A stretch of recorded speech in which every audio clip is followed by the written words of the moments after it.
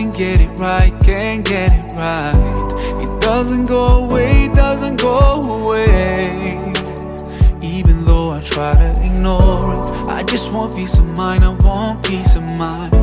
I feel like breaking down time after time, and it keeps coming back, always coming back. Hey, all my life, doubting was a part of me. Day and night, I fight my insecurities, asking why am I, who am I just want some peace of mind. And السلام ومنك السلام تبارك يا ذا الجلال والإكرام. أنت السلام ومنك السلام تبارك يا ذا الجلال والإكرام. Oh God, I need your peace, I need your peace. I still believe with hardship comes ease. Make the stress go away, go away. All my life, I know you've been guiding me. You're the one who knows my destiny. I'll be alright, I'm sure that you look after me. You know what's inside of me. And the salam السلام تبارك يا ذا الجلال والإكرام. أنت السلام ومنك السلام تبارك يا ذا الجلال والإكرام.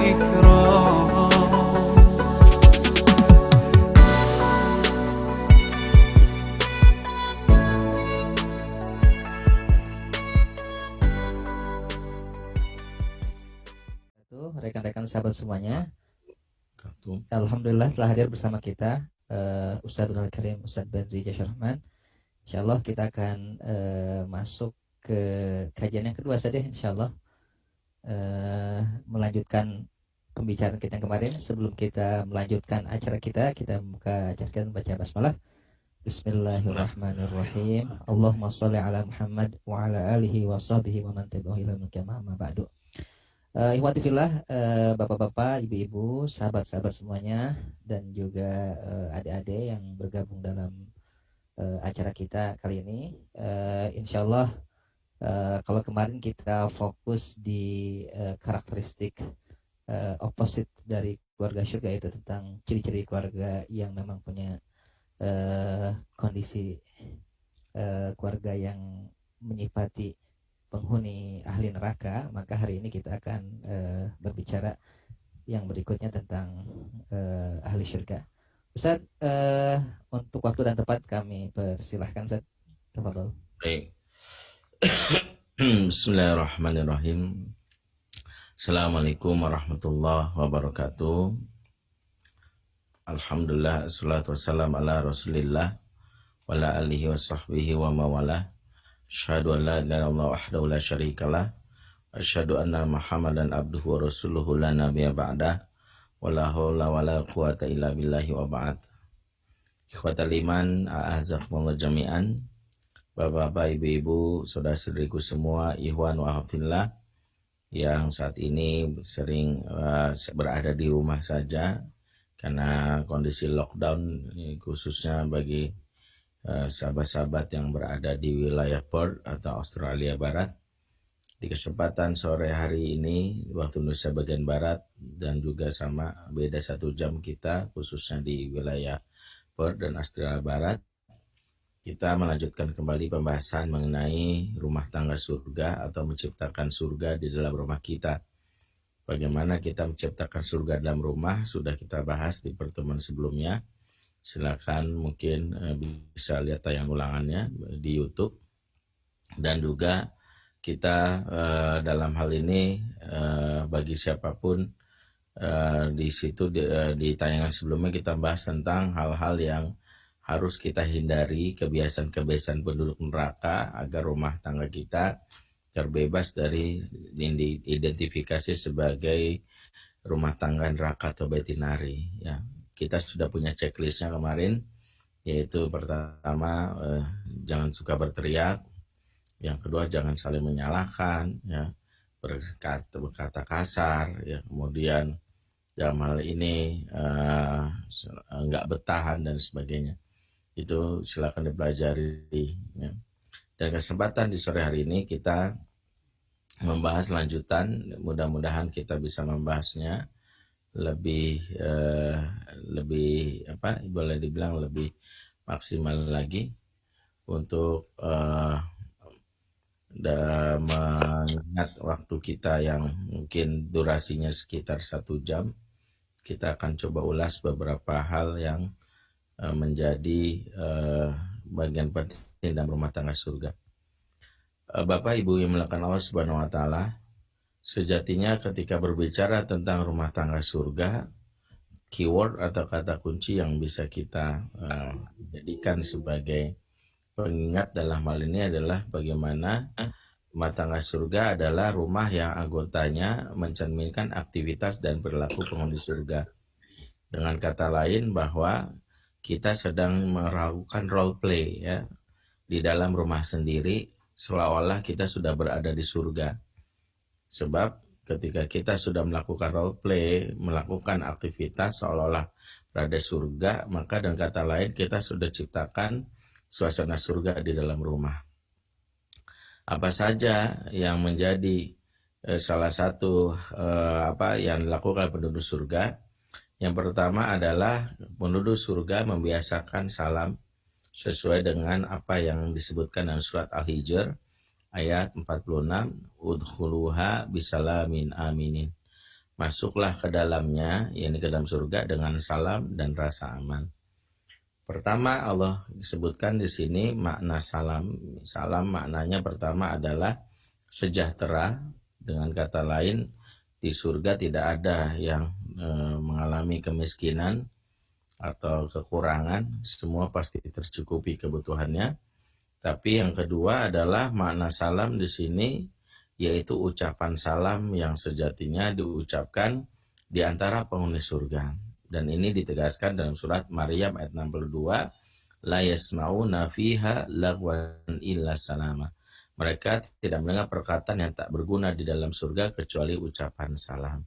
Alias ucapan yang diucapkan di antara penghuni surga adalah ucapan yang membawa hal-hal yang positif atau ucapan yang membawa keselamatan. Maka kita melakukan checklist yang menjadi salah satu upaya kita menciptakan suasana surga. Budayakanlah ucapan salam ini dengan benar di dalam rumah tangga kita. Maksudnya adalah biasakan kita untuk mengucap salam dengan sempurna. Ya, jangan ada lagi di antara kita yang ngucapin salam dengan bahasa buru-buru, ya. Kadang-kadang ngucapinnya Assalamualaikum, Kumsalam, ya, Lamlekum. Ini tidak dalam hal ini mengurangi makna dari salam itu sendiri. Sebab sejatinya ucapan salam yang diajarkan oleh Rasulullah SAW memiliki makna yang tentu berefek kepada kondisi kehidupan kita. Makanya di dalam salam ini sejatinya ada doa. Nggak kebayang kalau doa ini sejatinya diucapkan dengan kalimat atau lafaz yang salah. Bahkan ada yang mungkin saking buru-burunya mengucapkan salam malah merugikan anggota keluarga yang lain. Misalnya dengan kalimat Assalamualaikum. Assalamualaikum terdengarnya sepertinya Assalamualaikum, tapi Assalamualaikum artinya kecelakaan bagi kamu, ya, karena kata asap artinya racun. Dan ini diucapkan pernah oleh seorang pemuka Yahudi kepada baginda Nabi Shallallahu Alaihi Wasallam. Dan Rasulullah saat itu mendengar langsung dari orang ini, tapi Rasulullah membiarkan dan mengatakan wa alaik, dan bagimu. Jadi cukup mengatakan itu. Tapi Aisyah ketika mendengarnya marah, malah mengatakan yang lebih lagi, waalaikum la'natullah, bagimu laknat Allah. Tapi Rasul mencegahnya, mengatakan apa yang diucapkan cukup balas saja, jangan kita tambah-tambahkan. Tapi ini memberi isyarat betapa ada kalimat yang kadang kita tidak sadari diucapkan tapi maknanya justru berbeda. Ya, hati-hati kalau kita ngomong ke keluarga karena buru-buru, Assalamualaikum, ujung-ujungnya kecelakaan karena kita mengucapkan kalimat yang buruk. Karena itu yang harus kita pahami, ada doa di sini di dalam ucapan salam, dan selama ucapan salam ini jarang kita ucapkan sebagai sebuah budaya di dalam keluarga, maka efeknya adalah kita tidak mendapatkan yang namanya ketenangan, karena assalam itu sendiri sejatinya adalah menghimpun segala hal yang kita inginkan di dunia ini, kesejahteraan, kebahagiaan, ya, dan hal-hal yang terkait dengan yang boleh dibilang keselamatan, kesenangan, semua terhimpun dari kata assalam. Ketika kita mengucapkan ini, sejatinya kita memohon kepada Allah untuk rumah di dalam kehidupan rumah tangga itu tercipta yang namanya ketenangan, kebahagiaan. Makanya beberapa kali saya menjadi konselor keluarga, beberapa kali menangani konflik, saya mencoba melakukan survei kecil-kecilan. Misalnya sejauh mana di antara suami istri ini ngucapin salam dengan benar gitu. Ya, ternyata hasil survei saya mengatakan biasanya keluarga yang rentan konflik itu keluarga yang ngucapin salam tuh jarang, bahkan boleh jadi nggak pernah, masuk nyelonong aja. Ya, padahal kan cukup mengatakan aku pergi ya. Tidak ada tuh ucapan assalamualaikum. Padahal itulah yang menjaga kita dan keluarga kita. Maka jangan bosan walaupun kayaknya aduh ngucapin salam mulu, karena di dalam salam itu ada pengulangan dan ada doa, sehingga para sahabiah itu justru sengaja kalau Rasulullah datang ke rumah mereka, itu mereka menjawab salam di balik pintu itu dengan ucapan salam yang pelan. Dalam sebuah riwayat, pernah ada seorang sahabiah itu didatangi Rasulullah dan Rasulullah mengucapkan salam, Assalamualaikum.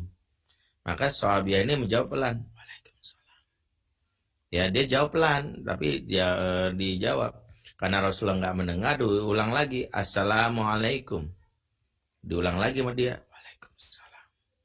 Ya, sampai akhirnya Rasulullah adabnya adalah maksimal ucapkan salam 3 kali. Assalamualaikum warahmatullahi wabarakatuh. Dijawab pelan juga, Waalaikumsalam warahmatullahi wabarakatuh.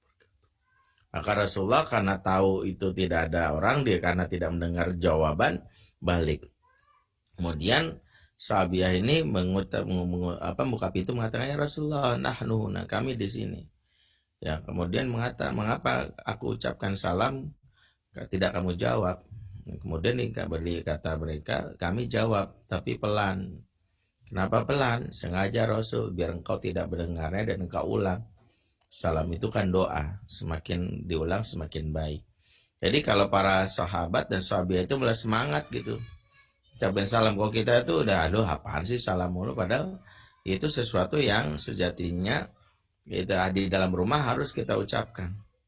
Ya, harus kita ucapkan. Jadi jangan sepelekan, sehingga coba cek deh rumah tangga yang rentan ribut, gampang terjadi pertengkaran, bisa jadi karena menyepelekan ucapan salam ini.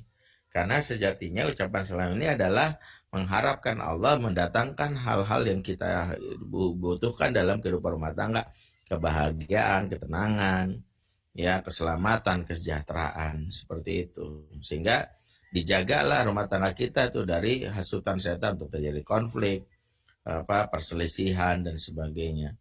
Ya, ini yang pertama. Jadi maknanya adalah doa. Yang kedua adalah lewat ucapan salam ini sejatinya kita sedang berikrar terhadap diri kita. Ketika kita ngomong pasangan kita Assalamualaikum, maka sejatinya kita sedang meneguhkan diri kita dengan kalimat, aku akan membuat kamu bahagia. Aku akan membuat kamu sejahtera. Ya, kenapa? Maksudnya adalah aku dijadikan perantara oleh Allah untuk membuat kamu bahagia. Kehadiranku mudah-mudahan membuat kamu bahagia. Kira-kira begitu. Jadi ketika kita mengucapkan ini, sejatinya ini menjadi nasihat buat diri. Tidak mungkin kita menyakitinya kalau kita sering mengucapkan salam kepadanya. Makanya kalau rumah itu sudah jarang mengucapkan salam, pasti ada gejolak jiwa, amarah gitu, yang membuat setan masuk, ya, menimbulkan perselisihan, dendam. Maka jangan sampai sepelekan hal ini di dalam kehidupan rumah tangga kita. Silakan checklist ya. Kalau perlu dari sekarang kita latih supaya lafaz kita mengucapkan salam itu jernih. Assalamualaikum. Jadi kalau nerima telepon dari pasangan ya jangan malu untuk mengatakan Assalamualaikum warahmatullahi wabarakatuh. Kalau lengkap lebih baik. Ya, walaupun mungkin pasangan kita di ujung telepon akan bilang ini kayak operator bank syariah nih gitu. Jadi nggak ada masalah kan, yang jelas kita sedang berupaya untuk menunjukkan rumah tangga surga yang sejatinya disebutkan dalam Al-Quran, dibudayakan ucapan salam ini. Jadi kita membiasakan agar ucapan salam ini saling terdistribusi khususnya di antara anggota keluarga kita. Ya. Ini yang pertama. Yang kedua, sesuai dengan masih di surat Al-Hijr ayat 46 tadi, surga diidentikan dengan aminin, adanya rasa aman. Bahwa di dalam surga terjamin keamanan, yaitu penduduk surga tidak satu pun mendapatkan kezoliman dari anggota penghuni surga yang lain. Dan ini jaminan Allah di dalam surat ya An-Nisa ayat 124. Wa may ya'mal minas solihati min dzakarin aw untha wa huwa mu'min fa ulaika yadkhuluna jannah wa la yuzlamuna naqira. Barang siapa yang mengerjakan amal-amal soleh baik laki-laki maupun wanita sementara mereka beriman, maka mereka itu masuk ke dalam surga dan mereka tidak dianiaya walau sedikit pun. Inilah gambaran tentang penduduk surga. Bahwa penduduk surga itu tidak ada yang namanya kezoliman. Makanya nggak ada di dalam surga dibully, dipalak, dibegal gitu. Nggak ada lagi asik-asik jalan tiba-tiba ada yang minta uang keamanan gitu, nggak ada. Ya, dibully pun nggak ada yang misalnya tiba-tiba diremehkan, direndahkan. Ya, misalnya badannya kucel, nggak ada. Karena semua penduduk surga memiliki tampilan terbaik yang selama ini tidak mereka peroleh di dunia, dan mereka mendapatkan status yang sama dalam hal ini sehingga tidak ada yang namanya kekerasan dalam hal fisik ya. Baik juga kekerasan secara non fisik, yaitu kekerasan secara psikis. Maka inilah yang harus kita pastikan, bahwa rumah tangga surga yang sejatinya kita bangun di dalam rumah kita memastikan tidak ada yang namanya kekerasan fisik. Ya, tidak ada KDRT ya. Ini KDRT bukan Krisdayanti Raul Temos. KDRT ya kekerasan dalam rumah tangga tidak ada. Tidak ada satupun yang disakiti dan dizolimi, walaupun dengan alasan kebaikan. Ya, ada yang berdalih ini demi kebaikan anak-anak, kemudian anak-anak digampar atau mereka dicubit ya, dan kita mengatasnamakan ini kebaikan. Hal inilah yang fatal. Kenapa? Hal ini kadang-kadang kita anggap sebagai kebaikan tapi hakikatnya tidak baik. Karena sejatinya memukul atau melakukan hal yang kita sebut sebagai hukuman bagi anak itu ada kaidahnya. Nggak sembarangan. Ya, kalau ada orang tua yang memukul anak dengan dalih, kan dibolehkan dalam hadis ya. Ya, kalau anak nggak sholat, mereka tidak memahami hakikat dari agama ini. Bahwa memukul itu bukan menyakiti, maka beda antara takdib dengan takdzib. Mendidik itu bukan mengazab, sebagian ortu tanpa sadar mengazab. Ya, Syekh Abul Ala Al-Maududi pernah membahas ayat tentang hukuman kepada para pelaku pezina ghair muhsan, di mana pelaku yang jomblo, pezina jomblo dihukum oleh Allah dan kalimat fajliduhum mi'ata jaldah, maka deraklah mereka dengan 100 kali deraan alias dicambuk. Kalimat deraan atau cambukan ini disebutkan memakai kalimat jaldah yang akar kata dari kata jildun. Jildun itu artinya kulit. Sehingga pelaku perzinahan yang jomblo dihukum dengan dicambuk dengan melukai kulitnya. Jadi algojo yang paham fikih hudud biasanya dia tidak memukulnya tapi mencambuknya dengan melukai kulitnya agar tak keluar gitu. Jadi perih gitu. Dan tidak sampai membuat dagingnya lebam. Ya. Maka berkata Syekh Abul Ala Al-Maududi, inilah salah satu pelajaran penting kita. Betapa seorang pezina jomblo saja yang melakukan dosa besar, hukumannya hanya dilukai kulitnya, tidak daging atau lebamnya. Maka bagaimanakah pertanggungjawaban orang tua yang sampai mencubit anaknya sampai dagingnya lebam? Maka dia sama saja memposisikan anaknya berdosa lebih dari para pezina. Pada anaknya tidak memiliki ya ketaklif, namanya juga anak-anak. Tapi ada yang dicubit ya, sampai digampar, lebam, maka sejatinya dia sudah melakukan hal yang zalim kepada yang namanya anaknya. Inilah yang kadang-kadang menimbulkan trauma, bahkan efeknya luka pengasuhan yang harus disembuhkan yang tidak dalam waktu yang cukup lama. Orang tua yang melakukan ini sangat rentan membuat anaknya ini tanpa sadar membenci agamanya sendiri, walaupun dengan dalih kebaikan.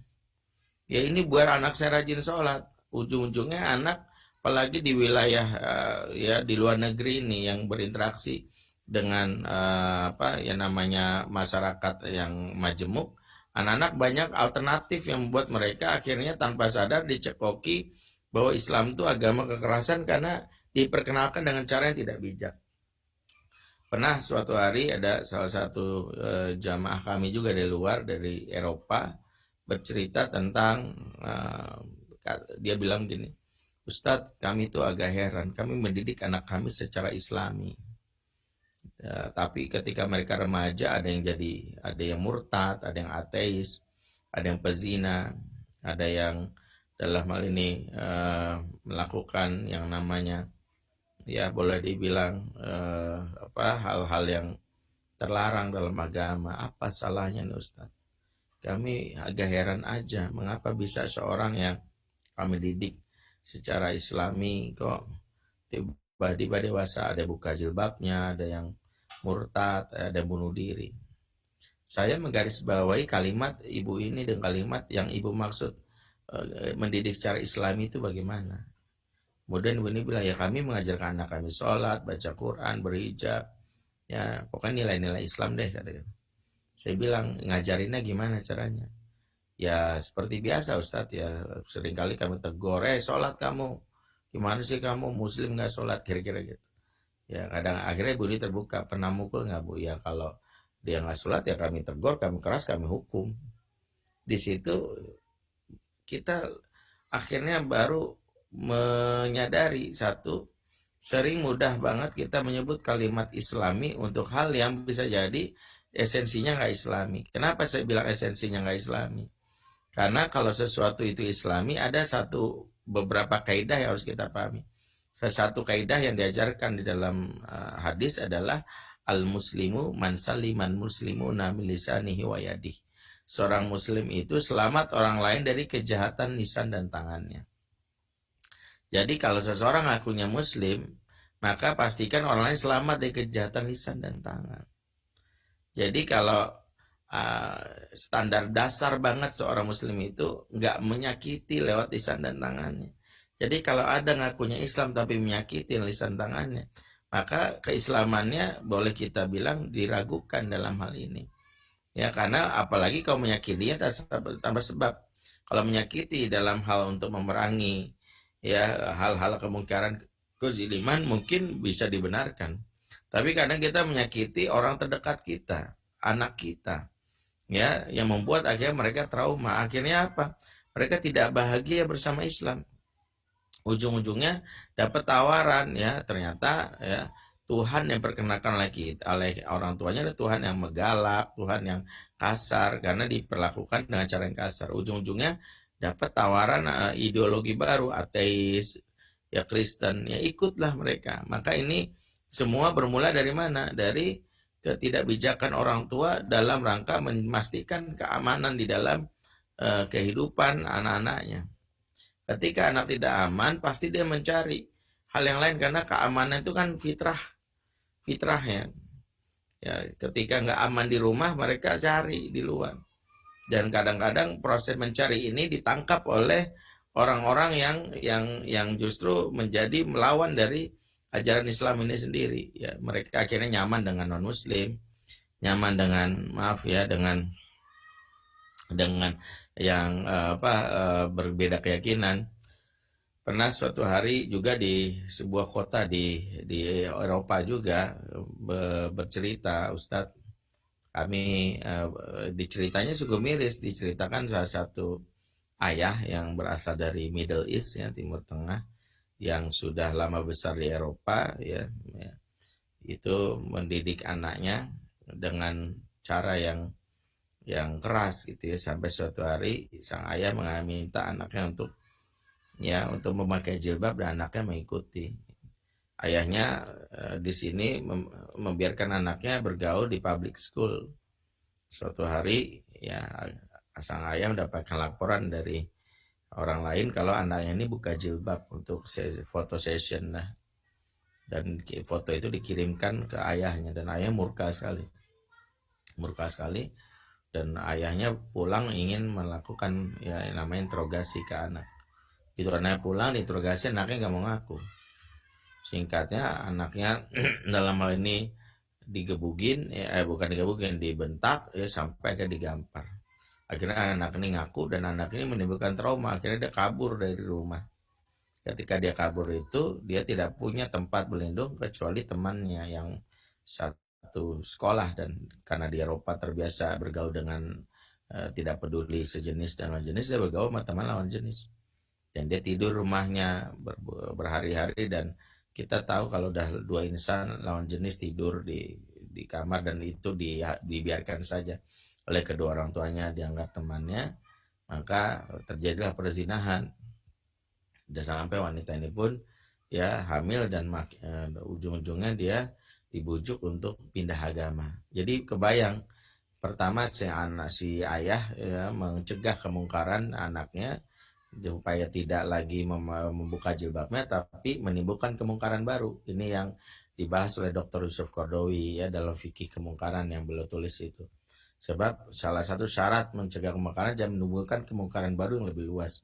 Salah satunya adalah karena mempraktekkan kezoliman untuk memerangi kezoliman.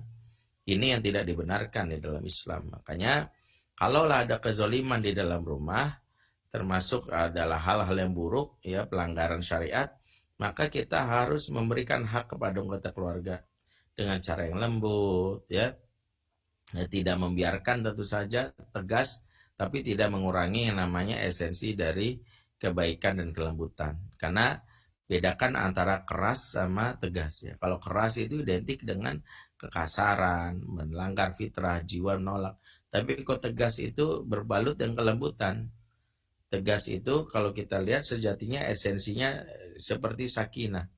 Jadi kalau kita dengar kalimat sakinah itu kan berakar kata dari kata sikin ya. Selain kata sakan ada kata sikin. Sikin itu dijelaskan di dalam surat Yusuf ayat 31, di mana Allah menceritakan kisah wanita-wanita yang berada di Mesir yang menjadi teman dari Zulaikha, yaitu sempat menggosipkan Zulaikha di bawah pengaruh buruk ya, sehingga bisa naksir sama seorang pembantu ya. Jadi mereka menggunjing ya, ini emak-emak geng sosialita di zaman dulu gitu, ngobrolin gitu, gimana gak nyangka ya si Zulaikha pembantu sendiri ditaksir, kira-kira gitu. Nah Zulaikha marah dan akhirnya merencanakan buat party untuk memberikan pelajaran ya.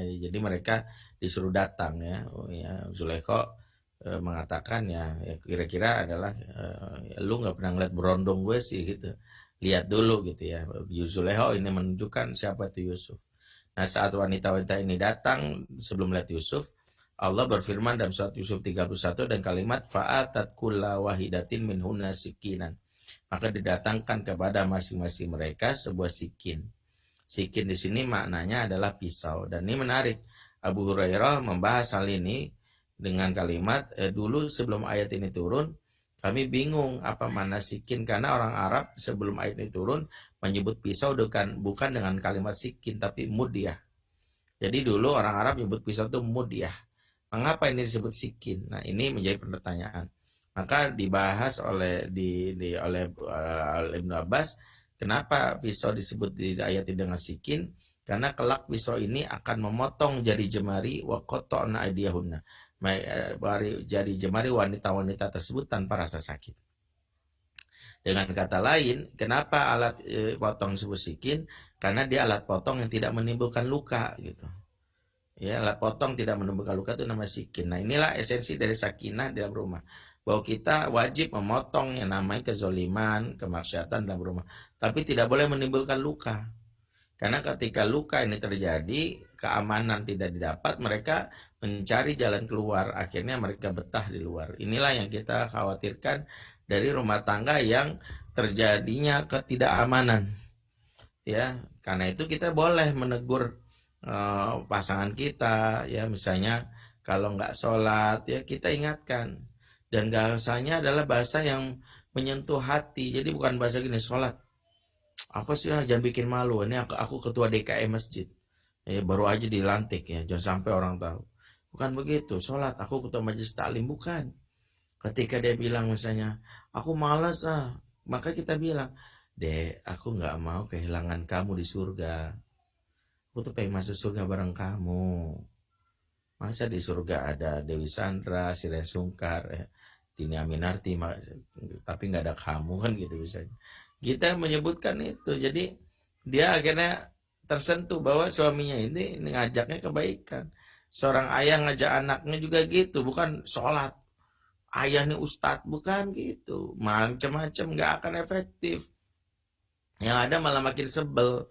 Tapi diingatkan dengan cara yang lembut ya. Kalaupun mau menghukumnya, hukuman yang tegas yang sesuai dengan peringatan, diberi peringatan dulu.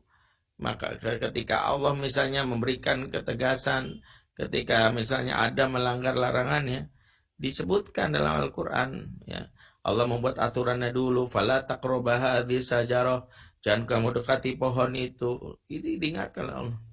Begitu ada mendekati maka langsung Allah tegur, fa'ala anhakum antilkum asyajarah wa qul lakum inna syaitana lakum aduwwun mubin. Bukankah aku sudah katakan wahai Adam, jangan dekati pohon itu dan setan itu musuh bagi kamu. Diingatkan oleh Allah. Jadi ketika itulah baru Adam tersadar ya. Jadi bukan langsung ujuk-ujuk keluar kamu gitu ya, bikin malu, tidak. Jadi kita harus bedakan bagaimana cara tegas di dalam rumah. Sehingga hal yang harus kita antisipasi, jangan membiarkan kezoliman masuk ke dalam rumah. Termasuk mencegah terjadinya kezoliman terhadap pasangan dari pihak luar. Kemarin sudah kita bahas misalnya ketika mertua dalam ini bukan kandung kita marahin, wajib kita bela istri dengan pembelaan yang baik. Ya, jangan sampai istri pukulin terus kita merasa senang aja atau diomelin ya. Karena itu di bawah tanggung jawab kita. Tugas seorang suami sebagai al-qawam adalah melindungi istrinya. Kan di dalam surah tafsir Al-Manas disebutkan Aimishanim al-Mahud, disebutkan salah satu yang dijadikan tugas seorang qawam terhadap wanita adalah pertama adalah kata beliau al-himayah, yaitu sebagai pelindung. Jadi melindungi. Maka Rasulullah ketika istrinya dalam Aisyah lakukan kesalahan, yaitu ketika bicara dengan desibel suara meninggi, ya kemarin sudah kita bahas, tiba-tiba datanglah Abu Bakar. Abu Bakar ini adalah sahabat Rasulullah sekaligus ayah kandungnya dari Aisyah. Aisyah mendengar Abu Bakar mendengar Aisyah ngomong tinggi kepada Rasul, marah. Dalam hal ini dia teringat surat Al-Hujurat ayat 2 ya. Kata beliau mengutip ayat tersebut, ya alladzina amanu la tarfa'u aswatakum fawqa sautin nabi. Orang beriman ya, jangan kau tinggikan suaramu di hadapan Nabi. Maka dia marah dan menggampar, ingin menggampar Aisyah. Spontan Rasulullah langsung mencegah dan mendorong Abu Bakar ya, dan menyuruh Abu Bakar pergi dari rumah tersebut. Padahal sebenarnya Abu Bakar niatnya baik dalam hal ini untuk ya menjaga kehormatan Rasul sebagai seorang suami dari Aisyah. Dia ingin menegur anaknya, tapi Rasulullah tidak terima kalau istrinya diapa-apain. Makanya diusir gitu. Jadi bukan malah senang gitu ya, ketika istri digamparin sama mertua kita malah nambah-nambahin. Udah apa, tanggung Pak, nih ada linggis nganggur nih. Songong sih dia tuh, biarin aja, sakit-sakit. Nggak boleh begitu. Justru kita memastikan, misalnya istri kita terjaga. Inilah satu-satunya kenapa kita harus menjastikan tidak ada kezoliman, ya, tidak ada penganiayaan di dalam rumah, sebab inilah menjaga suasana surga. Marah kita silakan, tapi kemarahan tidak menimbulkan yang namanya luka pengasuhan atau luka batin. Karena untuk mengobati luka pengasuhan ini tidak mudah, ya. Ya, saya setiap bulannya membuat sharing kelas karena ternyata banyak kami mendapati fakta di lapangan, banyak di antara kita yang mendapatkan utang dan luka pengasuhan waktu kecilnya. Sehingga ketika menjadi suami yang cenderung emosional, atau jadi istri atau ibu yang gampang marah, ternyata masih menyimpan luka pengasuhan waktu kecil. Sehingga kita membuat sharing kelas, silakan kalau ingin bergabung. Yang intinya untuk memperbaiki diri supaya bebas dari terjaga dari utang atau luka pengasuhan. Ini sebagai bentuk ikhtiar saja. Mungkin ada yang membutuhkan bagaimana supaya mencegah dari luka pengasuhan. Next, yang ketiga adalah Allah sebutkan dalam Al-Quran salah satu gambaran penduduk surga, wa naza'na ma fi sudurihim min ghillin, dan kami lenyapkan, kami naza itu kami tarik ya di dada mereka, yaitu sifat gil, ya, yaitu Allah sebutkan bahwa penduduk surga itu sebelum masuk surga dibersihkan dulu hatinya. Tidak ada dalam surga itu perasaan gil, perasaan dendam, perasaan negatif, itu nggak ada. Nggak ada dalam surga. Ketemu mantan langsung ngomel, lo kok lu bisa masuk surga? Wah, ini Allah salah hisap nih. Wah, tahu di surga ada lu, mendingan gue di neraka deh. Nggak ada. Nggak ada perasaan itu. Ketemu sama misalnya bos yang pernah mutasi kita ke Papua sampai kita kena malaria gitu, itu nggak mungkin kita, loh kok bos bisa masuk surga sih? Nggak, biasa aja kita, nggak mungkin ada perasaan itu. Termasuk ketemu sama yang beda partai politik, oh lu cebong, lu kampret, nggak ada. Nggak ada, itu eranya di dunia aja. Makanya kalau di dunia itu, kalau di surga itu kita hatinya benar-benar bersih. Perasaan-perasaan negatif itu nggak kebawa ya. Sehingga seorang istri kalau dari surga itu nggak mungkin melihat suaminya bergandengan tangan sama bidadari surga kemudian keluar tanduknya. Kurang ajar, di dunia dia setia, di akhirat ternyata dia malah banyak wanita lain dari bohong banget. Nggak ada. Nah makanya ini juga menjawab pertanyaan ibu-ibu yang kadang-kadang kalau pengajian itu iseng itu nanya, ya Ustadz, laki-laki itu enak banget ya, di akhirat di surga dapat 72 bidadari, kita dapat apa? Ibu-ibu nanya begini biasanya saya jawab dua hal. Pertama, ibu nggak akan pernah bertanya kalau dari surga. Karena pertanyaan ibu ini kan dasarnya ada kecemburuan, iri, perasaan negatif gitu. Ya kalau dari surga nggak ada tuh, ibu-ibu ngelihat suami gandengan sama bidadari biasa aja, nyantai, cuman bilang dek gantian dong dek, aku ratunya loh. Itu ya biasa. Yang kedua buat ibu-ibu yang bertanya, ibu-ibu dapat apa? Dapat. Kalau sebutkan surah Al-Waqiah itu, yatufu alaihim wildan mukhalladun, mereka akan dikelilingi remaja berondong yang kekal abadi. Jadi ibu punya pelayan wildan mukhalladun, ya namanya remaja berondong. Jadi ini unyu-unyu lah bu, kalah Justin Bieber sama semisalnya.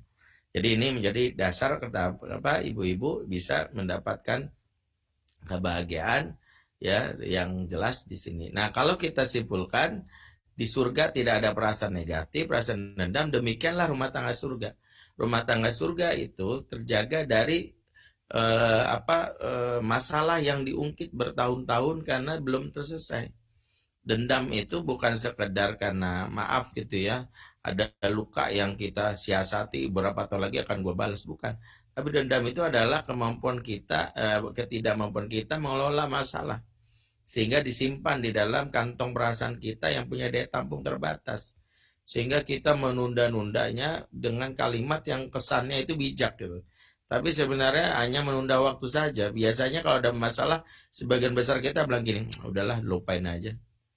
Bawa tidur juga hilang. Masya Allah, banyak orang menganggap bahwa tidur itu bisa menghilangkan masalah. Kalau bahwa tidur bisa menghilangkan masalah, bangsa Indonesia butuh tidur. Karena banyak masalah gitu. Jadi sebenarnya bukan tidur, ya selesaikan. Jangan tidur selesai, karena kalau tidur selesai itu hanya melupakan. Nama melupakan itu, saya naruh handphone di sini, saya lupa, dia tetap aja ada di situ. Makanya kadang ada masalah yang sepele, akhirnya karena kita lupakan, akhirnya begitu ada pemicunya, jadi bom waktu, jeger, ujung-ujungnya cerai, nggak sanggup lagi aku mas, capek sama laki-laki kayak gini. Ini karena nggak selesai, nggak beres, makanya buru-buru. Pada masa cari penyelesaiannya, kalau nggak selesai cari bantuan pihak ketiga. Kalau nggak jadi bom waktu itu. Ya pernah saya tanganin di Bekasi, seorang ibu-ibu ya menggugat cerai suaminya gara-gara nggak dibeliin martabak telur gitu. Ya kalau kita lihat klise, ya Allah martabak telur udah nggak beliin aja bisa cerai, ini wanita model apaan? Awalnya saya juga berasumsi begitu, tapi setelah saya mencoba ya bertanya sama ibu ini, baru saya tahu alasannya ketika ada cerita, Ustadz, Saya ini ya punya suami yang dulu masih BBM yang lagi yang lagi tren. Suami saya itu suatu hari BBM sama seorang yang saya nggak tahu, tapi saya duga ada sesuatu lah, tapi nggak bisa saya buktikan. Tapi ada yang aneh aja dari BBM-nya. Ya, dia kerja di pabrik ya. Jadi di Bekasi itu kalau naik motor 15 menit ke pabriknya. Dan waktu itu shift suaminya itu sore sampai malam, siang sampai malam, jam 9 malam. Nah, saya jam 9 nelfon dia, "Mas, pulang nggak?" "Oh, pulang kok, ini udah di parkiran." "Ya, oh, bagus lah. Buru-buru ya Mas?" "Iya, nggak usah khawatir, paling 15-20 menit lagi sampai." Ya, kemudian berapa menit lagi ditelepon, "Mas, di mana?" Sebentar lagi." Udah suaminya bilang, "Dek, kamu doyan martabak telur yang pinggir jalan itu nggak, dekat simpangan itu?" "Iya Mas," gitu. "Kalau kamu mau aku beliin ya." "Ya, kamu mau kan? Itu enak loh." "Iya deh," gitu. "Aku tunggu ya Mas, aku lapar." Ya udah lama ditunggu, kok nggak nyampe juga gitu. Jam 10 ditelepon, teleponnya masuk tapi nggak diangkat. Ya gak biasanya nih, jam 10 terus sampai setengah 11 teleponnya mati, antara cemas dan kesel gitu ya. Sampai jam 11 setengah 12 ketiduran istrinya di teras gitu. Nah, suami ternyata pulang jam setengah 12, dia punya kunci cadangan. Begitu dia pulang ya, dia ngeliat istrinya itu tidur di teras, ya bukan teras, maksudnya di ruang tamu. Dan si suami nggak memanggilnya, dia ngerasa tidur udah, malah dia masuk ke kamar ya, padahal istrinya itu pura-pura, maksudnya pura-pura pengen tahu ngapain sih kamu. Malah di kamar dia langsung ngorok karena capek banget. Si istri kesel di teras, langsung buru-buru ya keluar dari masuk ke kamar. Suaminya pakai bantal tuh diinin bantalnya. Dan kemudian istrinya bilang, "Martabak telurnya mana?" Kaget si suami dan spontan menjawab, "Oh, udah habis tadi, tutup deh warungnya. Lagian udah jam segini mana ada yang buka, kamu ada aja." Disitulah istrinya marah luar biasa. "Mas, ini kesekian kalinya kamu bohongin aku. Kamu tuh bener-bener deh banyak janji palsu ya. Gak pengen nyenengin aku, tapi mana buktinya? Kamu inget gak? Ya, 2 hari yang lalu janjiin apa sama aku? Mana buktinya? Gak ada. Kamu inget gak seminggu yang lalu janjiin apa sama aku? Gak ada, bohong banget. Kamu inget gak sebulan lalu ngomong apa? Kamu inget gak setahun yang lalu ngomong? Kamu inget gak awal nikah ngomongin apa?" Jadi gitu. Jadi banyak laki-laki gak sadar kalau wanita itu ahli sejarah gitu. Jadi dia ingat semuanya gitu, dia wanita itu kan ahli sejarah. Makanya karena itu dia bilang, "Aku capek Mas ke begini, udahlah aku cerai aja." Jadi ternyata bukan masalah boleh dibilang bukan masalah ininya, bukan masalah martabaknya. Gerobak di belakangnya ini yang kebawa oleh kita, yang kadang-kadang kita tidak sadari inilah penghancur dalam kehidupan rumah tangga. Karena itulah kenapa pastikan bahwa kalau ada masalah jangan dipendam. Kalau enggak sering-sering mendem akhirnya keluar juga karena kantong perasaan yang tidak efektif. Harus kita bicarakan yang jelas. Setiap kita nggak ada pasangan yang sempurna. Jadi ketika seorang itu mengkritik kita, memberi masukan, itu insya Allah bukan berarti menunjukkan bahwa kita ini sosok yang gagal. Tidak, kita sedang berusaha mencari titik temu antara hubungan suami istri. Ya, itu yang ketiga. Ini baru yang slide yang ke 3 ya. Ada berapa? 13 slide ya. 17 ya. 17 slide ya. Ini baru 4 ya. Udah capek juga saya. Ya sekenanya aja lah sampai setengah 6 waktu Indonesia. Ya. Setengah 6 waktu Indonesia benar ya. Setengah 7 waktu Perth. Ya. Yang keempat, penduduk surga itu disebutkan dalam surah Al-47, ikhwanan ala sururim muttaqabilin. Mereka merasa bersaudara, duduk berhadap-hadapan di atas balai-balai atau dipan-dipan. Jadi salah satu kebiasaan penduduk surga itu adalah duduk berhadap-hadapan. Ya, di atas dipan-dipan dan merasa akrab gitu. Dan ini disebutkan juga di surah As-Saffat 50. Faqbala ba'dhum ala ba'di yatasaalun. Sebagian mereka menghadap kepada sebagian lain saling bercakap-cakap, ngobrol. Maka kebiasaan ngobrol ini kebiasaan penduduk surga. Jadi kalau dalam rumah udah nggak ngobrol, masing-masing sibuk dengan gadget, ya ini yang saya bagi yang ngecek IG saya itu banyak yang nge-share termasuk FB ya, serumah tapi tak sejiwa. Diindikasikan banyak orang yang serumah tapi sibuk dengan yang lainnya, entah dengan gawainya atau dengan hal yang lainnya. Salah satu indikator orang yang serumah tapi tak sejiwa itu nggak ngobrol. Dan itu membuat suasana surga hilang. Karena penduduk surga itu punya kebiasaan ngobrol.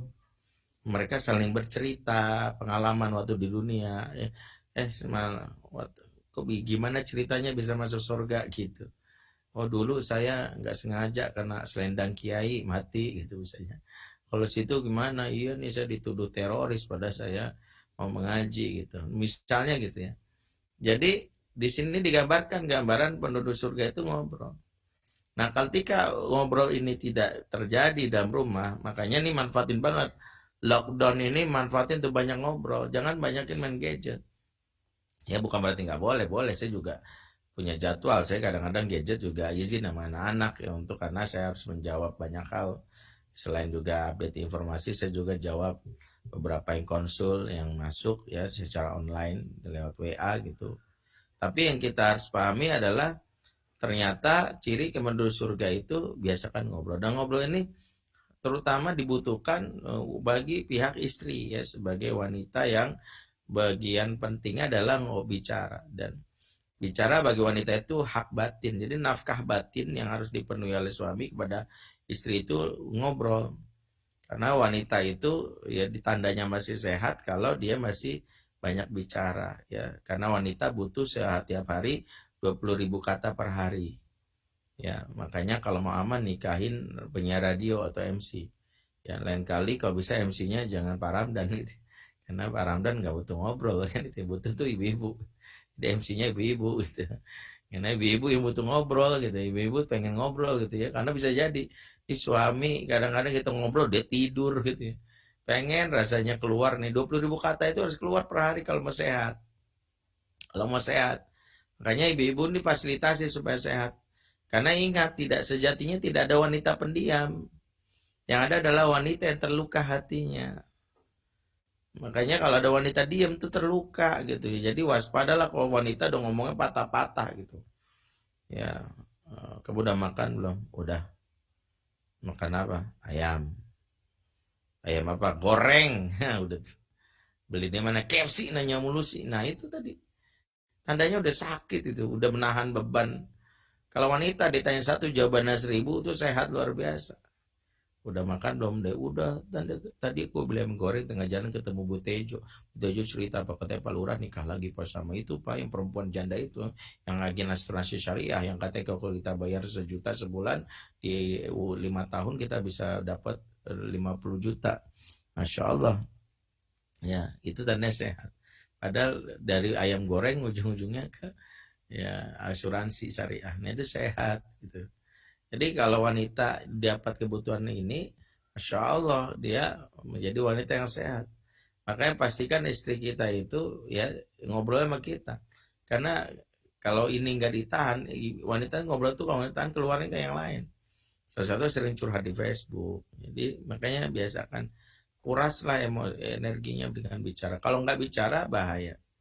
Salah satu indikator bahwa rumah tangga itu sudah bermasalah ketika hal-hal yang terkait dengan kebutuhan ngobrol ini tidak terpenuhi ya. Salah satunya yang membuat luka batin ya dan ini bisa beberapa indikasi ya. Saya pernah sampaikan kan di Ikro juga salah satu yang pernah saya tangani ya. Salah satunya rumus sederhana memahami sejatinya bagaimana rumah tangga itu bermasalah, yaitu dari cara kita memandang orang anggota keluarga yang lain. Ya, saya menyimpulkannya dalam beberapa kalimat, yaitu jika tidur sudah berbalas punggung, mata tak berani menatap mesra, tanda ada hati yang terluka. Nah ini lihat ya, kalau tidur balas punggung artinya tidak saling berhadap-hadapan ya. Kalau Kecuali kalau saling memunggungi itu beda dengan kita beradu punggung, punggungnya kita peluk, itu beda ya. Kalau ngobrol nggak berani memandang, itu something, itu sesuatu.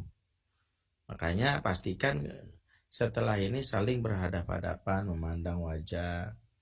Ya, kalau memandang wajah itu istri atau suami itu melengos, itu menyimpan sesuatu yang nggak bisa dipungkiri, itu penyakit yang ada dalam diri seseorang yang membuat gak tahan gitu ya, kesel banget tuh tahapnya.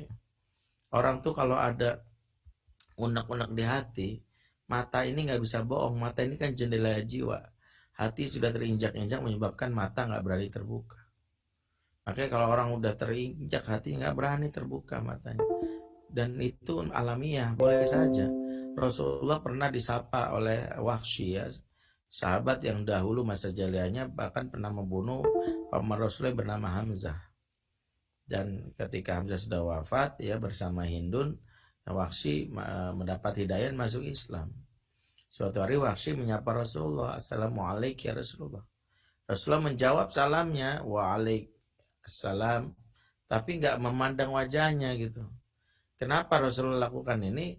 Karena secara manusiawi kita ini nggak memandang orang nyebelin. Makanya ketika sumbatan emosi terhalangi karena nggak ada fasilitas ngobrol, masing-masing cuek dengan hobi-hobinya, dengan main gadget, ya, menyimpan perasaan tidak nyaman, ujung-ujungnya yaitu tadi kita akhirnya ya menyimpan ini, dan ini yang kadang-kadang nggak disadari oleh suami istri. Pernah suatu hari kami ya, dan saya ngisi kajian di sebuah majelis di Jakarta ya, dan saya punya ruangan khusus waktu itu untuk istirahat karena kajiannya malam. Tiba-tiba ada seorang bapak ya usia 65 tapi masih gagah gitu. Dia bilang, "Pak Ustadz, boleh saya ngobrol nggak?" Saya bilang, "Oh, boleh, silakan." Ya. Itu saya cuma mau nanya satu hal doang, Pak Ustaz. Enggak akan ganggu waktu istirahat, Ustaz. Nanya satu doang aja. "Oh ya boleh deh." "Apa Pak, apa hukumnya istri tidak melayani kebutuhan seksual suami?" Ya saya jawab karena dia juga udah malam, ya saya jawab singkatnya, "Haram Pak, dosa." Nah itulah Ustaz.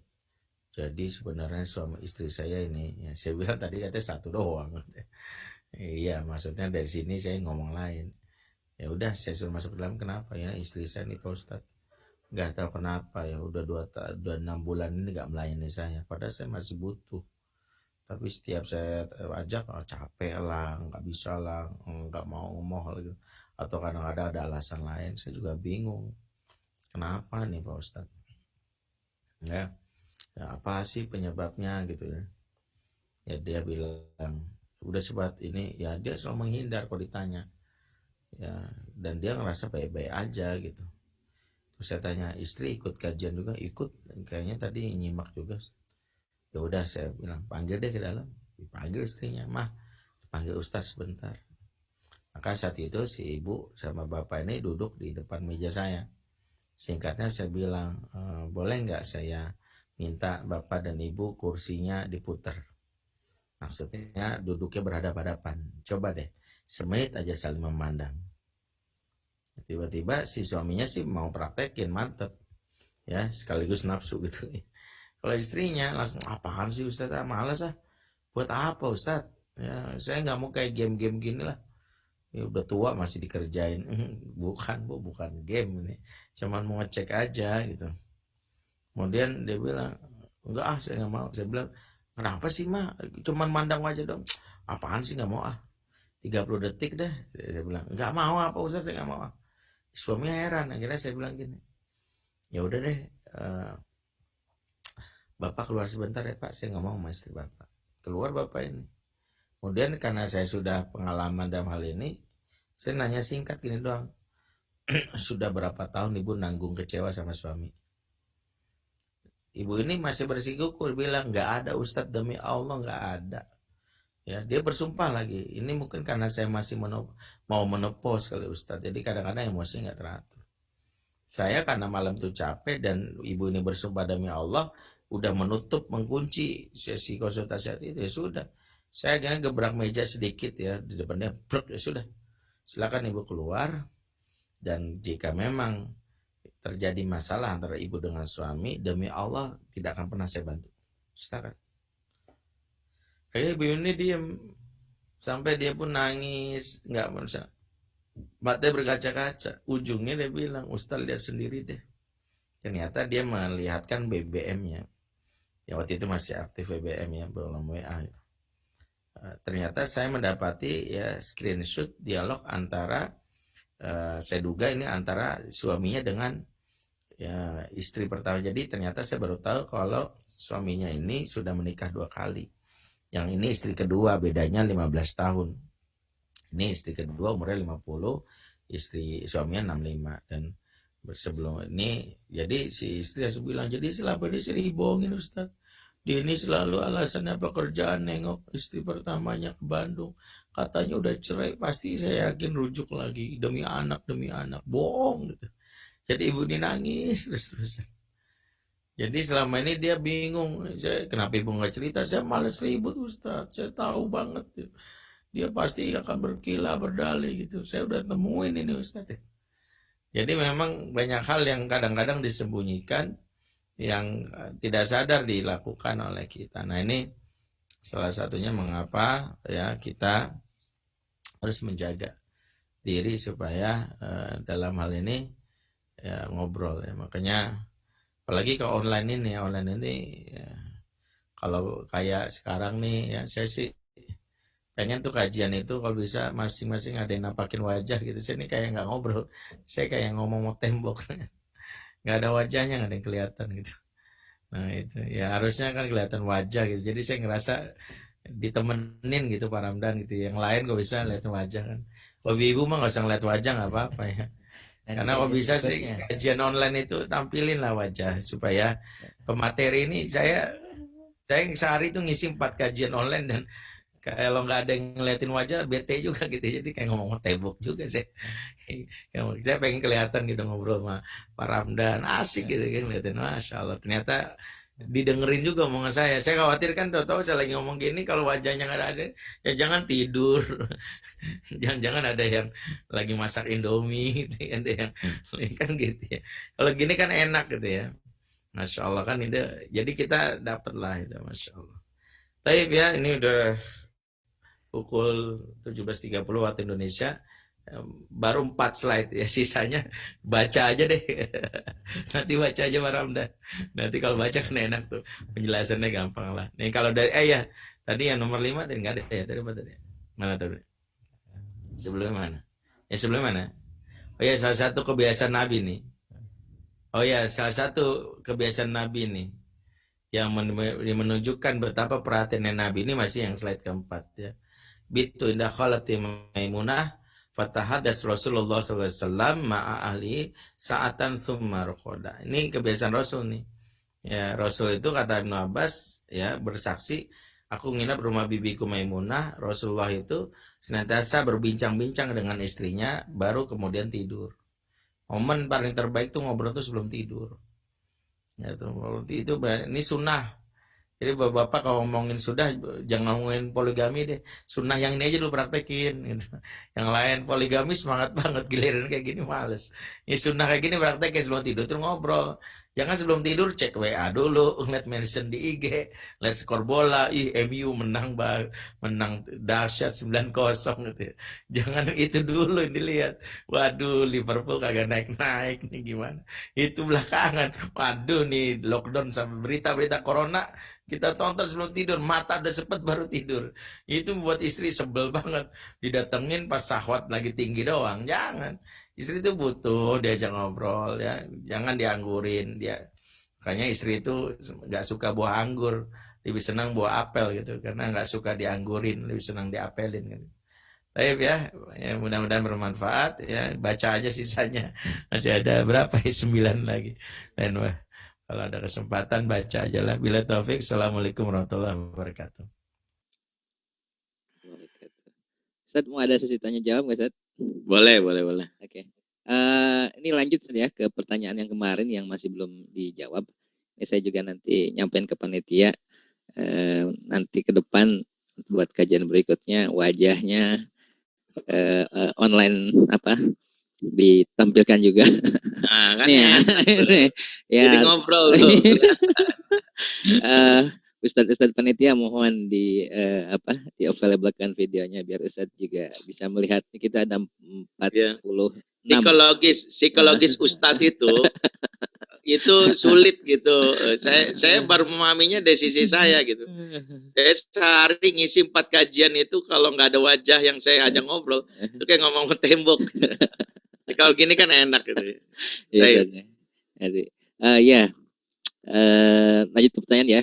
Pak Panitia nanti menindaklanjuti buat apa menampilkan wajah. Ini banyak nih rekan-rekan kita dari Indonesia juga ada.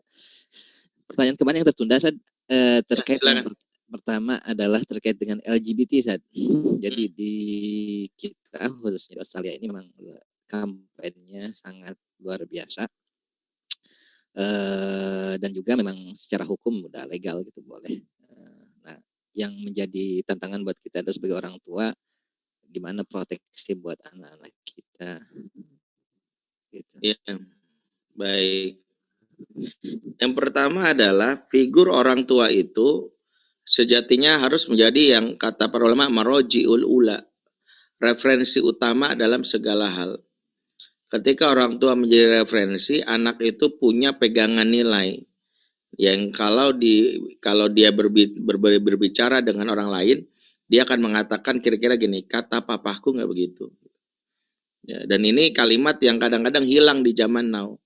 Anak-anak zaman now ini sering bilang, kata temanku begitu. Jadi kata teman lebih dengar dari kata papa. Kenapa papa itu nggak menjadi rujukan?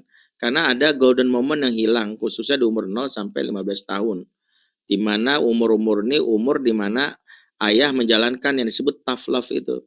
Tough love itu cinta yang menguatkan yang anak itu ya terjaga karena merasakan ayahnya seorang yang menunjukkan pengorbanan, ayah itu seorang yang menunjukkan cinta dan kasih sayang, antara kasih sayang dan ketegasan itu diberikan. Sehingga ketika anak-anak itu berada dalam dunia luar, mereka itu menganggap itu sekedar biasa saja karena virus di luar itu kalah antivirus yaitu kedekatan dengan papa. Indikator anak yang bisa bertahan dengan orang tua dengan virus luar itu adalah anak yang banyak ngobrol dengan sering dengan orang tuanya.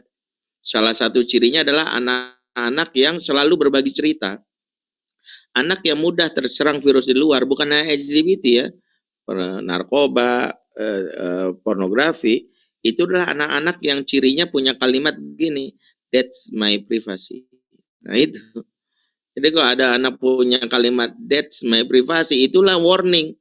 Kenapa? Karena sejatinya privasi memang hak anak, tapi anak-anak yang membatasi dengan privasi menandakan dia nggak trust lagi dengan orang tuanya. Mistrust, ya dia udah nggak peduli lagi. Ya, karena itu orang tua yang dekat secara emosional, nggak ada anak yang punya privasi. Itulah yang dialami Yusuf. Yusuf ini menarik ya. Pertama kita lihat ketika Yusuf mengalami mimpi, dan mimpi ini kan sesuatu yang privasi. Lihat dialognya Yusuf pada ayahnya dalam surat Yusuf ayat 4 ya. Ya abati inni ra'aitu ahada asyara kaukaba wa syamsa wal qamar ra'aituhum li sajidin. Wahai ayahku, aku bermimpi melihat 11 bintang, matahari dan bulan, kulihat semuanya sujud di hadapanku. Jadi dia ceritain gitu. Ini maksudnya apa? Mimpi itu kan wilayah private. Dan dia ceritakan itu menunjukkan dia trust kepada orang tuanya. Nah, ketika anak nggak pernah cerita dengan kalimat it's okay, ya, never mind, gitu doang aja, nggak apa-apa, itu nggak ada kalau inisiatif bicara, itu something, sesuatu yang harus kita jaga. Yang kedua, kita lihat Yusuf, disebutkan ketika dalam surat Yusuf ayat 24 saat Yusuf hampir tergoda oleh Zulaikha, kan ayatnya mengatakan walaqad hammat bihi wa hamma biha. Sungguh wanita itu ya terus-terusan menggoda Yusuf wa hamma biha, dan Yusuf pun nafsunya bergairah juga. Jadi normalnya karena Yusuf digoda terus, nafsunya memuncak juga. Laula ar'a burhana rabbihi, seandainya tidak dapat petunjuk dari Tuhannya. Hanya saja Allah memberi petunjuk kepada Yusuf agar dia tidak mengikuti syahwatnya. Menariknya, bagaimana cara Allah memberi petunjuk pada Yusuf? Ternyata jelaskan oleh Syekh Amin Asy-Syinkiti dalam kitab Adwaul Bayan. Ternyata Allah kirim wajah ayahnya di dinding tempat Yusuf berbuat maksiat, dan ayah itu langsung menegurnya. Ya Yusuf, attahumu bi amali sufaha wa anta maktubun fil anbiya. Hai Yusuf, kenapa kau lakukan perbuatan orang-orang bodoh sementara engkau tercatat sebagai nabi? Gara-gara ayahnya itu wajahnya doang. Bayangkan kalau dalam berbahasa sekarang itu wajah doang apa sih? Kalau anak zaman now kadang ayahnya lagi dia main game, ayah ganggu, ayah rese banget sih sono. Jadi malah ayahnya dimarahin. Kalau ini enggak wajah doang, dia langsung tinggalkan. Dan ini yang dibahas oleh Amazon Kitty, bahwa ayah yang dekat dengan anaknya akan membuat anaknya terjaga dari pengaruh lingkungan luar. Itulah membuat kenapa anak-anak yang dekat sama ayahnya, insya Allah dia tidak mudah terpengaruh. Apa sih yang ayah pastikan kalau anak-anak itu supaya tidak terpengaruh? Salah satunya pastikan anak punya self esteem. Pastikan anak laki-laki kita nih, ya khususnya anak laki-laki, ketika dia beranjak dari pintu rumahnya, dia membawa pride dari dalam rumahnya, pride, harga diri dia. Kalau dia nggak punya pride di dalam rumahnya, maka dia akan keluar mencari pride itu dari luar. Itu yang selalu, itu kaidah penting. Misalnya apa? Kalau sebelum pergi, selalu bilang gini, sini bentar nak, ayah bangga sama kamu. Ya gitu. Penting untuk diberi tepukan bahu, karena kan salah satu organ yang memberikan rasa percaya diri itu bahu. Bapak yang nggak pernah nepuk bahu anak laki-lakinya, kelak anak ini akan mencari orang dewasa lain akan menepuk bahunya meskipun kepala preman. Meskipun itu adalah predator seksual. Karena predator seksual itu belajar penting, belajar banget cara menjerat anak-anak muda. Salah satu teknik yang dipakai mereka teknik grooming. Di Australia termasuk saya pelajari tentang salah satu profil siapa namanya yang dari Australia itu, yang dia predator seksual yang belajar teknik grooming, mangsanya itu lewat sosial media. Ya, teknik grooming itu kan salah satunya memenuhi, kalau wanita kebutuhan akan love, ya kebutuhan akan cinta, kalau laki-laki kebutuhan akan pride. Nah, laki-laki yang terpenuhi kebutuhan pride-nya dari pihak luar, sementara nggak dapat dari orang tuanya, dia akan mudah gitu. Makanya dia jadi, ya ketika ada cowok yang om-om yang ngincer dia, misalnya karena dia pengidap LGBT, sangat mungkin anak kita. Makanya proteksi pertama itu adalah pride yang diberikan. Jangan sampai anak keluar pintu rumah, dia nggak bawa pride di dalam rumah. Dia harus bawa pride-nya. Salah satunya selalu, I'm proud of, pokoknya saya bangga sama kamu. Pokoknya gitu, ditepuk baunya. Diberikan, ya. Pastikan dia keluar dengan, ya gitu. Sehingga ketika di luar, orang lain ngomong apa, bodoh amat. Ya. Itu aja yang harus dan itu dari ayahnya. Kalau anak perempuan, pastikan dia membawa cinta. Ya, anak perempuan itu riset mengatakan anak wanita butuh 4 kali sehari mendapatkan ucapan cinta dari ayahnya. Jadi ayah itu wajib memberikan, wanita itu makhluk auditori. Ya, sementara laki-laki makhluk visual. Makanya kalau laki-laki butuh isyarat. Dilihat.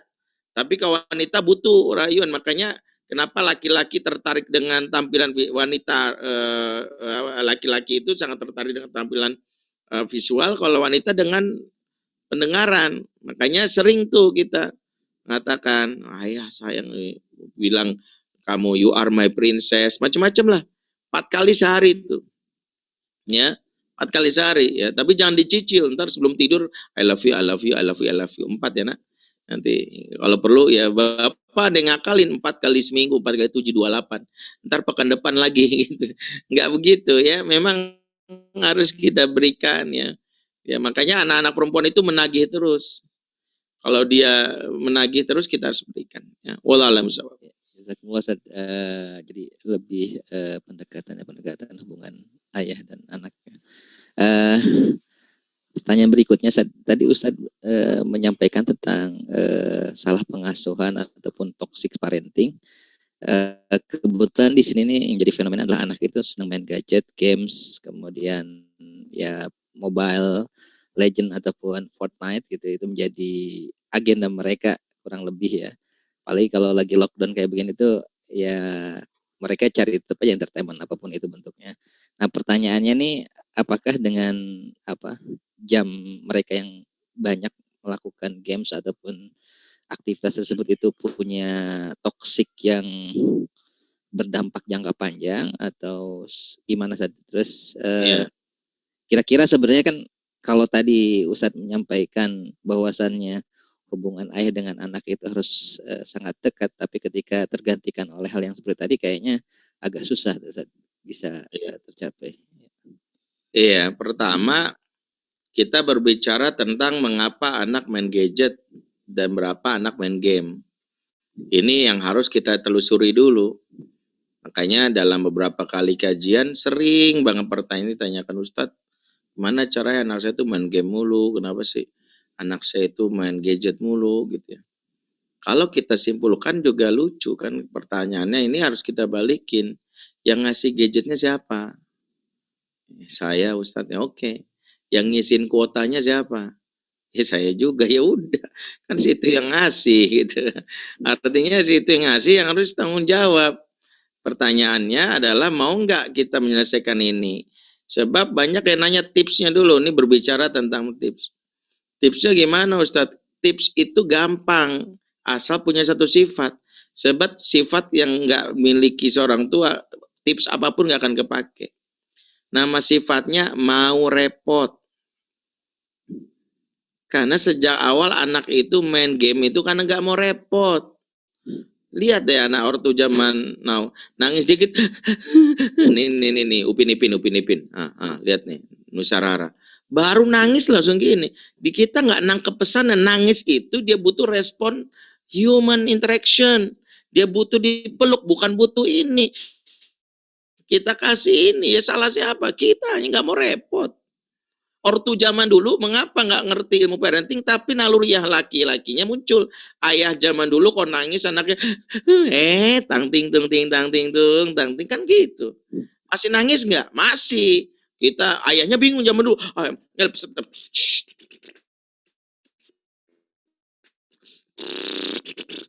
Anaknya masih nangis, masih. Kan bingung ayah zaman dulu ngapain? Ujungnya ketika anaknya di SM itu kan dia nangis. Nah, ini momen yang mahal. Kalau boleh dihitung nggak boleh dibayar dengan triliunan dolar pun nggak. Ketika anak nangis ini, kan, tahu nggak momen ini momen yang nggak ada di zaman now.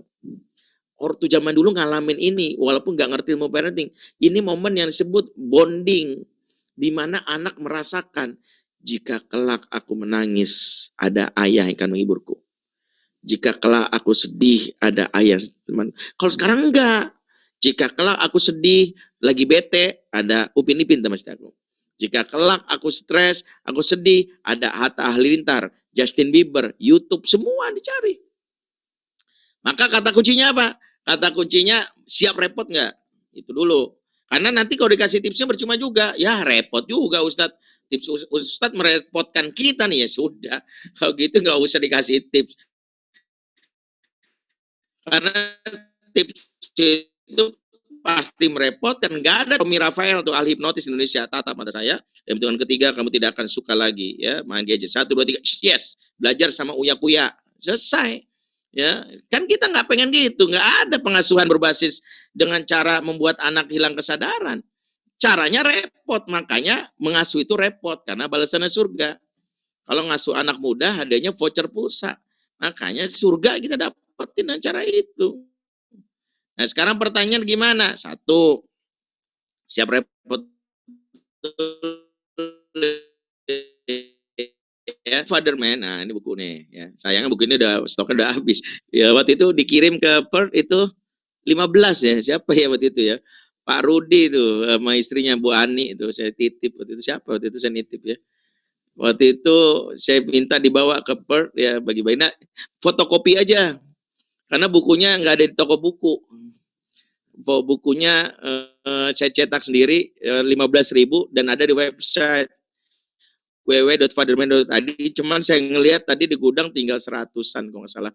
Jadi udah mau habis dan belum cetak ulang. Tapi saya perkenankan boleh difotokopi. Jadi Pak Ramdan habis ini nanya deh, punya buku Fatherman siapa? Tolong dong saya fotokopi. Itu dari keluarga Bu Ani rahmatullah tuh sama Pak Rudi tuh yang dari keluarga Ya, Bang takwa ya. Rudi, Mbak Anik ya. Nanti kita Iya, kontak-kontak. mana itu. Minta bukunya fotokopi bagi-bagiin, nggak apa-apa, nggak usah tapi jangan dijual gitu, supaya dibaca. Nah, pertama gini, salah satu kata kunci yang membuat anak mau nggak main gadget, maka di zaman now nggak cukup jadi ayah yang baik. Ingat kata kunci, nggak cukup jadi ayah yang baik.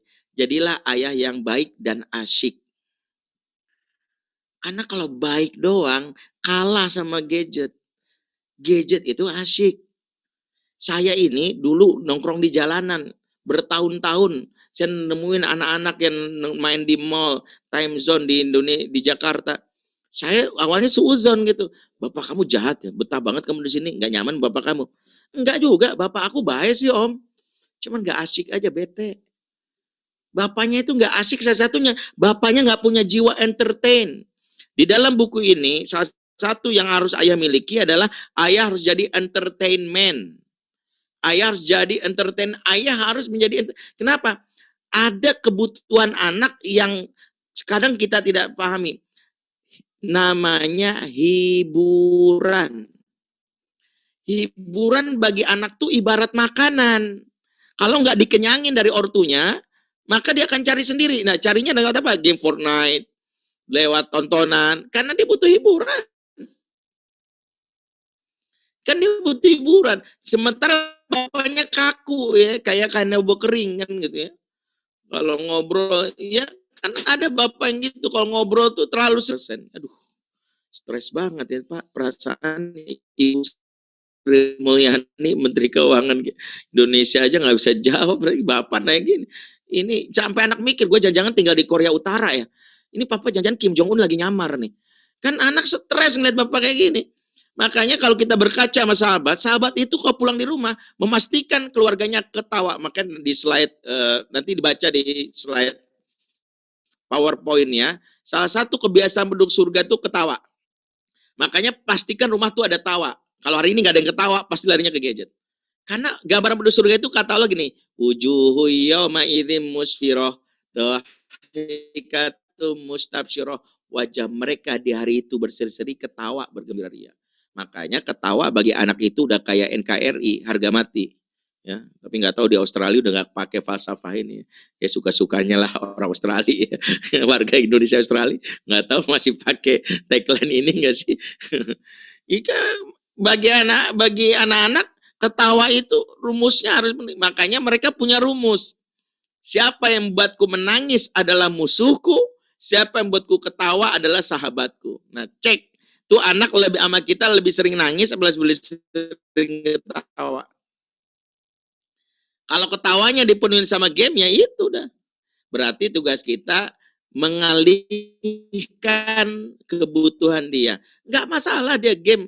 Karena kita sendiri juga nggak setiap hari memenuhi. Tapi mengalihkan. Gimana caranya? Yuk, bikin permainan di rumah. Ya, bikin camping. Kalau saya kebetulan waktu lockdown Jakarta pertama, ya kita nggak nyebutnya lockdown ya, masih beda mungkin keputusannya. Kita nyebutnya PSBB gitu ya, tapi PSBB-nya ketat dulu tuh. PSBB transisi, kalau sekarang kan walaupun nggak tahu juga, transisi kayaknya orang nyantai aja tuh. Ya, kalau di Jakarta awal PSBB sebelum transisi itu, kan rumah kami juga kampung padahal, tapi dibatasi sama tiba-tiba ada palang, nggak bisa kemana-mana. Akhirnya saya sama anak tuh camping, jadi rumah kami lantai 3 ada rooftop. Rooftopnya itu ya udahlah, bermandikan cahaya matahari, kita pasang tenda di situ. Ya ada rumput, kita rumput sintetis, udah kita nyantai malam ya bikin ini apa sosis bakar gitu. Bikin sesuatu menyenangkan, terus main game pagi-pagi.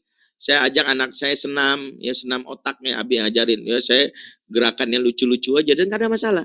Anak-anak ketawa, Abi goyang lagi, ya itu aja.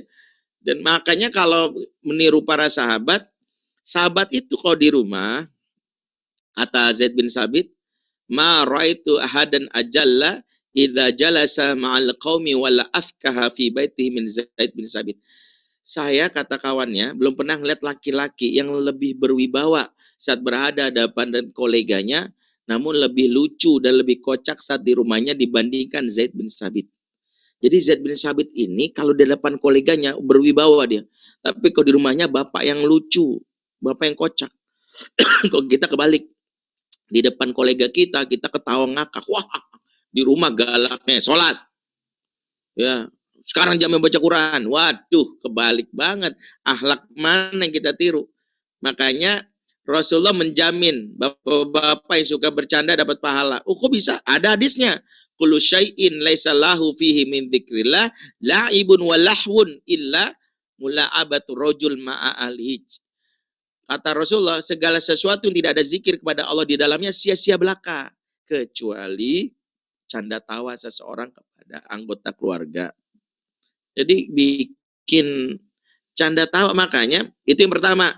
Kalau anak punya entertain, hiburan dari orang tuanya, bikin Pak festival, saya di kamar saya kumpulin anak-anak bikin festival.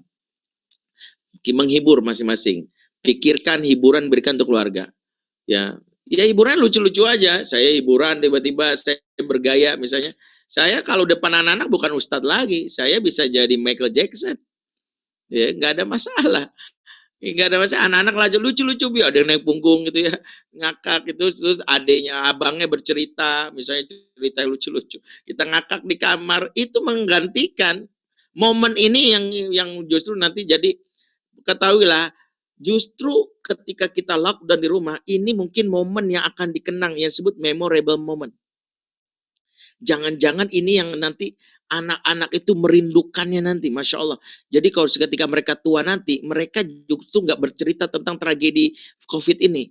Yang mereka ceritakan adalah, Masya Allah, dulu kakek tuh tahun 2020, 2021, ada peristiwa yang luar biasa, mengesankan banget. Kita di rumah seharian, selama sepekan, aduh, barulah kakek merasakan betapa ayah itu luar biasa. Sebelum pandemi, kalau ditanya ayahmu mana, jawabnya gelap, ya, karena ayah hadir pas gelap-gelap doang, ya, sebelum matahari terbit dan setelah matahari terbenam. Kan begitu. Jadi kalau sekarang alhamdulillah ayah ternyata nggak gelap-gelap juga wajahnya, ya walaupun ya itu karena mati lampu ya. Tapi ayah kalau kulitnya terang gitu. Kemudian dengan mama ada kreasi masak. Istri saya justru masa lockdown jago masak sekarang.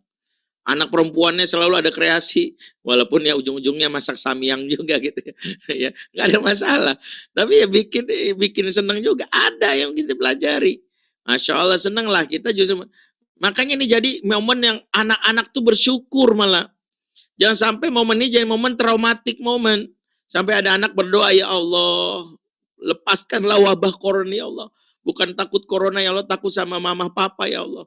Kalau corona mau bikin batuk, pilek, kalau mama papa bikin stres, pusing, sakit kepala, muntah, mual-mual gitu.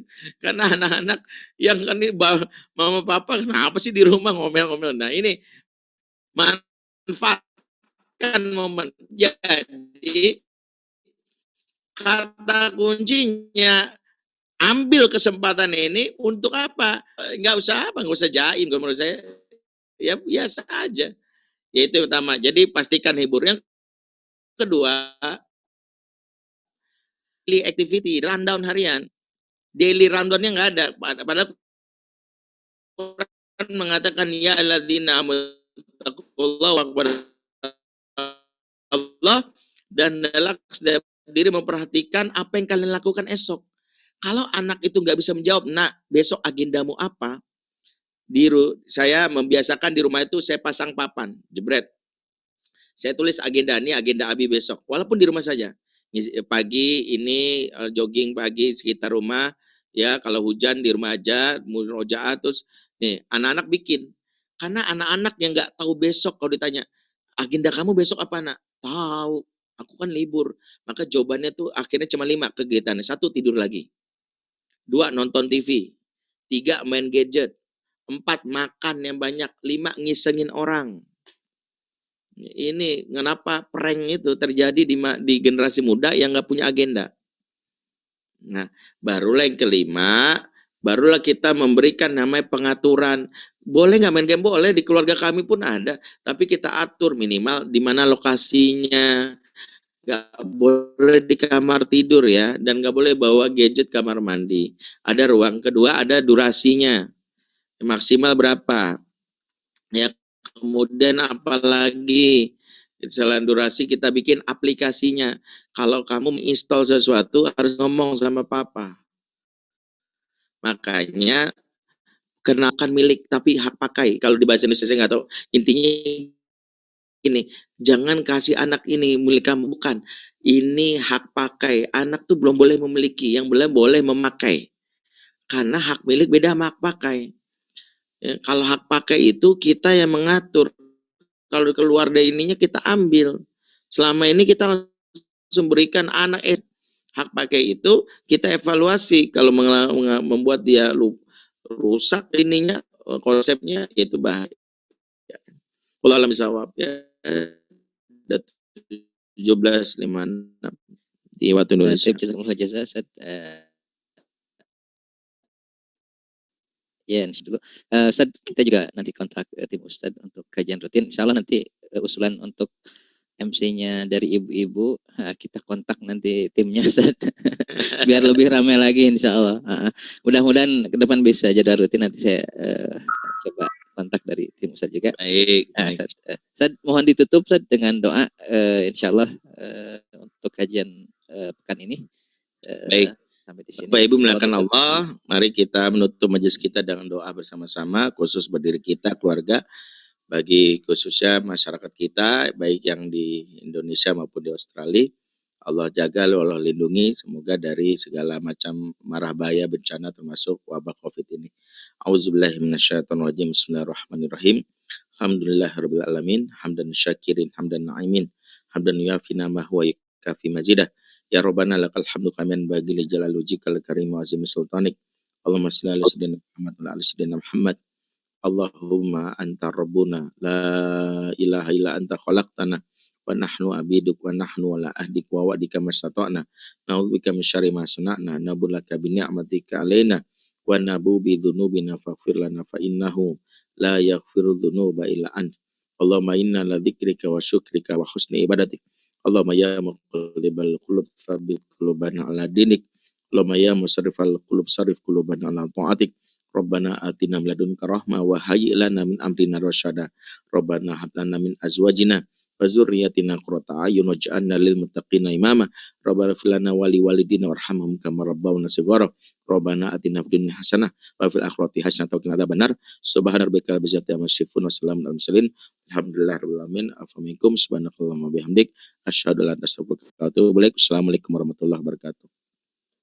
Waalaikumsalam warahmatullahi wabarakatuh. Syukran jazakumullah jazaa kepada Ustadz dan tim juga, dan juga sahabat-sahabat sekalian. Alhamdulillah sudah sampai di penghujung acara kita. Insya Allah kita akan bertemu kembali. Mudah-mudahan nanti kalau udah ada slot lagi jadwal dengan Ustadz, kita akan lanjutkan dengan ya salah satunya masukan dengan MC dari tim ibu-ibu. Insya Allah kita akan follow up. Ustadz, terima kasih. Mohon pamit semuanya. Kita tutup membaca hamdalah. Alhamdulillah amin. Wassalamualaikum warahmatullahi wabarakatuh. Waalaikumsalam. Warahmatullahi wabarakatuh.